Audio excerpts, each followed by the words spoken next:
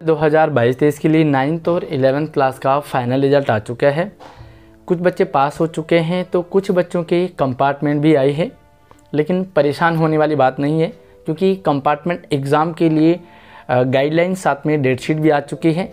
तो इस वीडियो में आपके साथ में कंपार्टमेंट के सारे वो टिप्स मैं शेयर करने वाला हूँ ताकि आप इन्हें फॉलो करके आराम से पास हो जाओगे। स्वागत है आप सभी का एक नई वीडियो में। मैं हूं आपके साथ आशीष सर। आगे बढ़ने से पहले वीडियो को लाइक और शेयरिंग ज़रूर करें। यहां पर आप देख सकते हैं ये जो डेट शीट भी इसमें शेयर की है, कौन सा एग्ज़ाम किस क्लास का किस डेट को होगा। तो डेट शीट है, साथ में असेसमेंट गाइडलाइन है 2022-23 में 9th और 11th क्लास का। तो यहाँ पर कुछ इंपॉर्टेंट चीज़ें मैं आपके साथ शेयर करूँगा जो आपको जानना जो ज़रूरी है। सबसे पहले यहाँ पर आप देखोगे तो इम्पोर्टेंट पॉइंट मैंने यहाँ पर नोट आउट कर दिए हैं। Duration of time for each subject as given on the question paper, यानी कि वही जो पुराना पेपर था आपका वही सेम क्वेश्चन पेपर आपका यहाँ पर आएगा। साथ में फोर्थ वाला पॉइंट देखो, the paper has been questions of different format, यानी कि कुछ केस बेस्ड क्वेश्चंस होंगे। बहुत सारे बच्चों का सवाल था कि पेपर कठिन आएगा, सरल आएगा, कैसा आएगा। तो यहाँ पे आप देखोगे तो केस बेस्ड क्वेश्चंस होंगे, कुछ शॉर्ट आंसर होंगे, कुछ लॉन्ग टाइप के आंसर होंगे।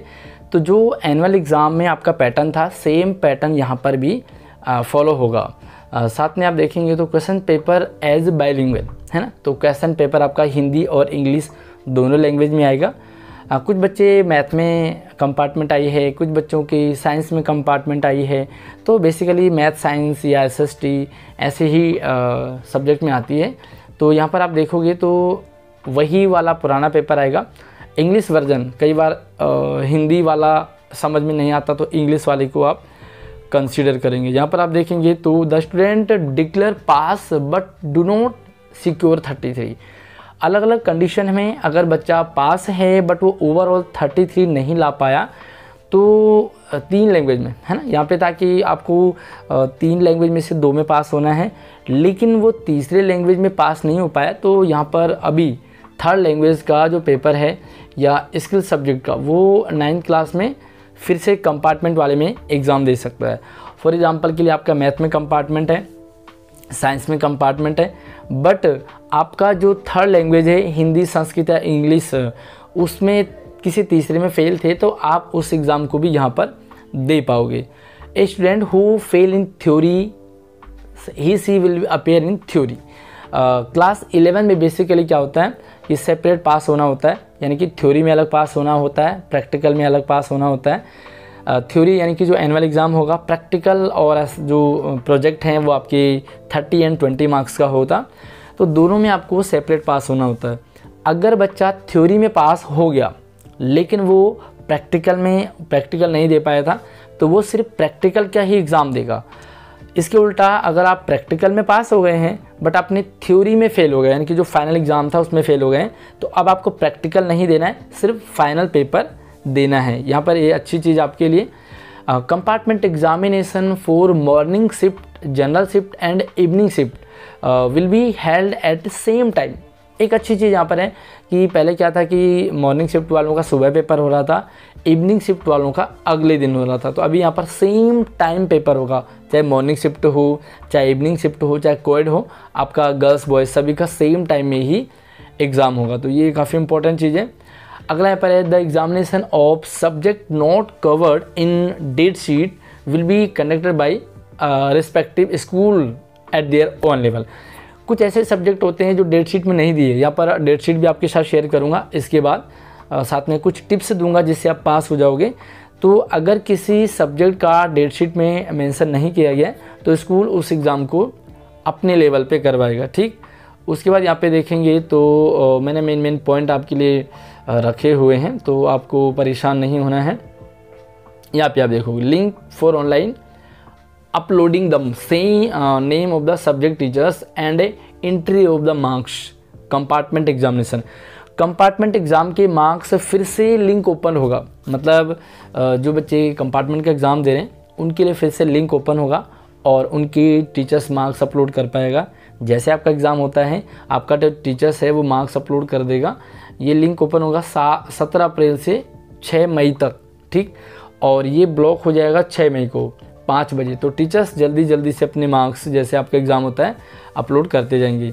Result of common compartment school examination will be declared on 10 मई। जो एग्ज़ाम का रिजल्ट है कंपार्टमेंट के एग्ज़ाम का वो कब आएगा? आपका 10 मई को आएगा, यानी कि 10 मई को, 6 मई को मार्क्स आपके चढ़ जाएंगे, 10 मई को रिजल्ट डिक्लेयर हो जाएगा। Student of class 9th and 11 में access their result through the following link. तो आप अपना रिजल्ट ऑनलाइन ही चेक करोगे, आपको स्कूल नहीं बताएगा, तो आपको रिजल्ट ऑनलाइन ही चेक करना है। सेम यहाँ पर कैसे चेक करेंगे कंपार्टमेंट का रिजल्ट? तो यहाँ पे EDUDL पे जाना है, होम पेज पे जाने के बाद कंपार्टमेंट रिजल्ट 2023 और अपना वहाँ पर डिटेल डालेंगे जैसे आपने पहले चेक किया था उसी तरह, लेकिन यहाँ पर लिंक आपको दूसरा मिलेगा कंपार्टमेंट एग्ज़ाम का, तो रिज़ल्ट आप वहाँ से अपना चेक कर सकते हैं। तो इसके साथ यहाँ पर जो गाइडलाइन है वो स्कूल के लिए दे रखी है कि कैसे कैसे आपको पेपर लाने हैं। अब यहाँ पर सबसे पहले मैं आपके साथ डेट शीट शेयर कर देता हूँ।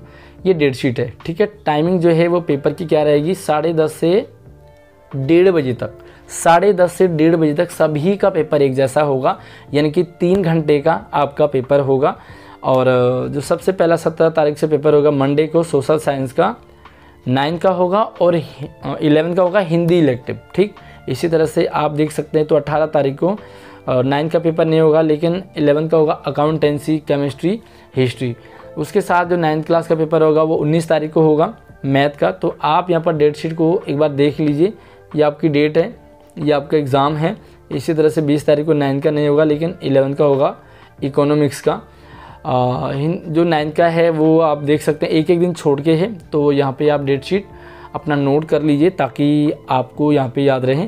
और अगर आपको ये PDF आपको व्हाट्सएप पे चाहिए, इंस्टाग्राम पे चाहिए, तो आप इंस्टाग्राम पे और व्हाट्सएप पे मुझे फॉलो कर लीजिए, मैं वहाँ पर आपको ये सेंड कर दूँगा। अब हम बात करते हैं एग्ज़ाम के रिज़ल्ट की। तो रिज़ल्ट कैसे बनेगा? सिंपल सा, आपको डायरेक्टली पास होना पड़ेगा। अभी आपको नॉर्मल पेपर में ग्रेस मार्क्स मिल रहा था, लेकिन यहाँ पर आपको ग्रेस मार्क्स नहीं मिलेगा, आपको सीधा पास होना पड़ेगा। एक चीज़ आपके लिए यहाँ पर रिलैक्सेशन है, अभी आपको सिर्फ और सिर्फ कंपार्टमेंट वाला ही पेपर देना है। पहले क्या था कि आपको सारे पेपर देने थे, तो सारे पेपर में कई बार हमारा फोकस नहीं बन पाता है या हम इतने सब्जेक्ट में हौच पौच हो जाते हैं। तो अभी आपको सिर्फ और सिर्फ कंपार्टमेंट वाला पेपर ही देना है, आपको बाकी पेपर को फोकस नहीं करना है। अपने जो टीचर्स हैं, आपके सब्जेक्ट टीचर्स हैं जिसमें आप फेल हो रखे हैं, उनसे आप उन चीज़ों को मांग लीजिए जो इम्पोर्टेंट है। साथ में जो पेपर है ना, वो पेपर को भी आप एक बार रिवीजन कर लीजिए। कई बार सेम कुछ क्वेश्चंस जो पेपर के आ रखे हैं उसी में से दे दिया जाता है, तो आप जो है ज़रूर फोकस कीजिए अपने क्वेश्चन पेपर को, राइट। साथ में आपने क्या करना है, जो भी एक एक नंबर के क्वेश्चंस होते हैं उनको सबको अटैम्प्ट करना है और पेपर को बिल्कुल भी छोड़ना नहीं है। हर एक प्रश्न को आप अगर अटैम्प्ट करोगे तो आपका आराम से क्वालिफाई हो जाएगा। आई होप आपको क्लियर हो गया होगा। बाकी सिलेबस जो है वो पिछली तरह ही, यानी कि जैसे पिछला आपका फाइनल पेपर था उसी तरह का सिलेबस आएगा और ओवरऑल है ना। तो पेपर में आपको सारा ही पूछा गया था शुरू से एंड तक, तो ये नहीं कि भाई छोटा सा सिलेबस, नहीं, सिलेबस तो पूरा ही रहेगा। बाकी कुछ और डाउट हो तो मुझे कमेंट कर सकते हैं व्हाट्सएप पे, इंस्टाग्राम पे। चैनल को सब्सक्राइब कर लीजिए ताकि इन फ्यूचर सारी अपडेट आपके साथ लगातार शेयर होती रहेगी। धन्यवाद।